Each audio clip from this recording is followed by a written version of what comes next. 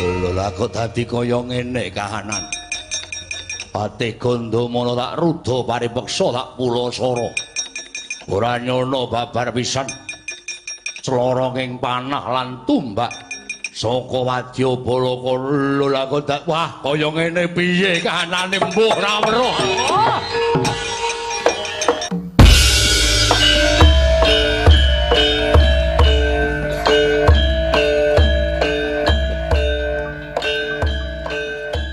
Halo kawan-kawan, video kali ini adalah sambungan tentang kisah Raden Gandamana. Bagaimana kelanjutannya? Simak video ini sampai habis. Salam budaya. Raden Yamawidura berjalan mendekati sumur upas yang kini telah sepi. Ia memerintahkan Raden Bratasena yang perkasa untuk membongkar bebatuan yang menutup mulut sumur tersebut. Namun tiba-tiba, muncul seorang pendeta tua melarang Raden Bratasena untuk turun tangan karena itu sangat berbahaya. Pendeta tua itu memperkenalkan dirinya bernama Resi Gunabantala dari Padepokan Arga Kumelun. Ia menjelaskan bahwa sumur upas sangat beracun. Apabila Raden Bratasena membongkar bebatuan untuk menolong Patih Gandamana, maka bisa-bisa dirinya akan ikut menjadi korban karena menghirup gas beracun di dalam sumur. Resi Gunabantala pun menawarkan diri untuk membantu mengeluarkan Patih Gandamana. Tapi ia ingin Raden Yamawidura berjanji memenuhi permintaannya. Raden Yamawidura menyanggupi permintaan Resi Gunabantala apabila benar-benar mampu menyelamatkan sahabatnya. Resi Gunabantala merasa senang lalu ia pun mengubah wujudnya menjadi seekor landak berwarna putih. Dengan cekatan landak putih tersebut menggali tanah dan menerobos masuk ke dalam sumur, tanpa harus membongkar tumpukan batu di atasnya. Beberapa saat kemudian, si landak putih sudah keluar lagi ke permukaan sambil menyeret tubuh Patih Gandamana. Landak putih lalu kembali ke wujud Resi Gunabantala. Pendeta tua itu membaca mantra sambil menekan dada Patih Gandamana yang pingsan karena menghirup gas beracun, serta terluka oleh tumpukan batu. Perlahan-lahan Patih Gandamana pun bangun seperti sedia kala. Ia sangat berterima kasih atas pertolongan Resi Gunabantala dan Raden Yamawidura. Raden Yamawidura terharu melihat sahabatnya selamat dari malapetaka. Ia pun menceritakan bahwa ini semua adalah ulah Arya Suman yang telah menghasut kerajaan Pringgadani untuk memerangi Patih Gandamana. Mendengar itu, Patih Gandamana sangat marah dan ingin membalas perbuatan Arya Suman. Raden Yamawidura pun bersedia mendampinginya pulang ke Hastina untuk melapor kepada Prabu Pandu.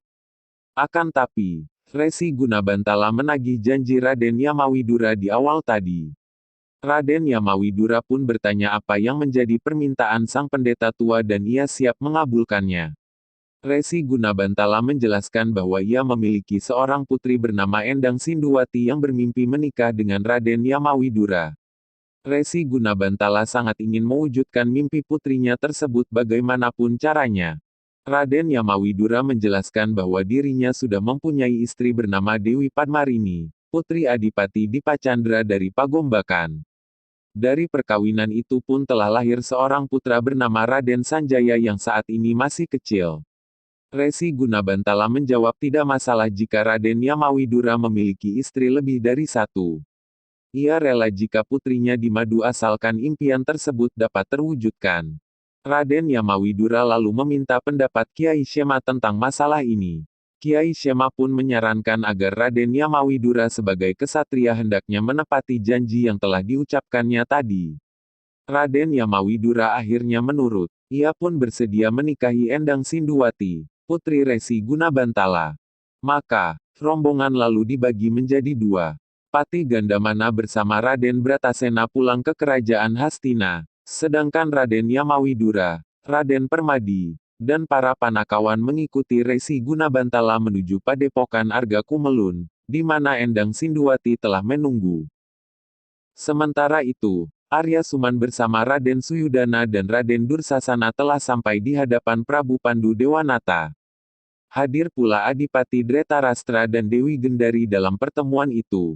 Arya Suman pun bercerita bahwa ia baru saja pergi ke kerajaan Pringgadani karena hatinya tidak tega melihat Patih Gandamana berangkat seorang diri tanpa pengawal. Dalam hal ini Arya Suman meminta maaf kepada Prabu Pandu karena bersikap lancang menyusul Pati Gandamana tanpa perintah. Arya Suman lalu menjelaskan bahwa saat ia datang ke Pringgadani ternyata Pati Gandamana sedang berselisih dengan Prabu Tremboko dan anak-anaknya. Arya Suman berniat membantu, tapi Pati Gandamana justru memaki dirinya dengan kata-kata pedas bahwa ia datang hanya untuk mencari muka dan ingin kelihatan berjasa di hadapan Prabu Pandu. Arya Suman merasa prihatin atas tuduhan Pati Gandamana tersebut sehingga ia tidak berani lagi menawarkan bantuan. Maka, Arya Suman pun hanya bisa menonton saat Pati Gandamana bertempur seorang diri melawan para raksasa Pringgadani. Hingga akhirnya Pati Gandamana terperosok masuk ke dalam sumur upas dan ditimbun secara keji oleh Raden Arimba dan adik-adiknya. Kini Pati Gandamana telah tewas.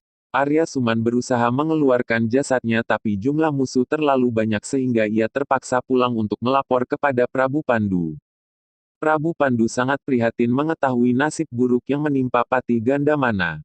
Adipati Dretarastra juga mengaku prihatin tapi bagaimanapun juga ini adalah karma yang diterima Pati Gandamana karena dia telah memaki Arya Suman sebagai tukang cari muka, padahal Arya Suman tulus ingin membantunya. Dewi Gendari menambahkan bahwa Prabu Pandu harus segera menunjuk orang lain untuk menggantikan kedudukan Pati Gandamana sebagai Menteri Utama Kerajaan Hastina. Prabu Pandu menjawab bahwa untuk mengangkat Patih yang baru, ia ingin berunding lebih dulu dengan Resiwara Bisma yang kini jarang datang ke istana. Adipati Dretarastra menjawab itu terlalu lama karena Resiwara Bisma saat ini sedang bertapa di Padepokan Talkanda.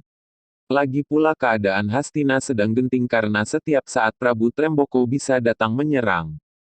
Bagaimanapun juga, Prabu Pandu harus segera mengangkat Patih yang baru. Prabu Pandu mengikuti saran sang kakak. Ia pun meminta pertimbangan siapa punggawa yang bisa dilantik sebagai Patih, apakah Arya Banduwangka, Arya Bargawa, ataukah Arya Bilawa.